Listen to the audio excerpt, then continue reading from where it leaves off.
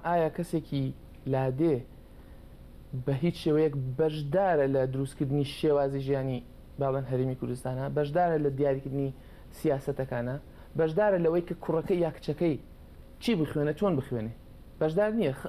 ئەم پەروەردەی لە کوردستانە هەیە، پەروەردەیەکە کە نوخبە دایناوە، کۆمەڵێک نوخبە داناوە لەبەرەوە دیموکراتی نییە. پەروەردەی دیموکراتی بەشداری پێکرد و ڕەخنەگرانە ئەوەیە کە خەڵک خۆی کۆمەڵگە جیاوازەکان بڕیار بدەن لەسەر ئەوەی پەروەردەکەیان چۆن بێ و چی بێ.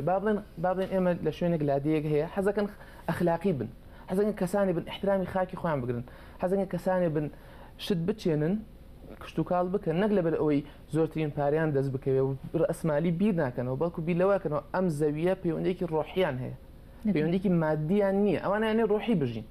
ئێتە پەروەردەی کوردستان چێ وەڵامێکی بۆ ئەو داواکاری ئەو خەڵکە هەیە؟ پەروەردەی دیموکراتی ئەبێ وەڵامی بۆ ئەو خەڵکە هەبێت.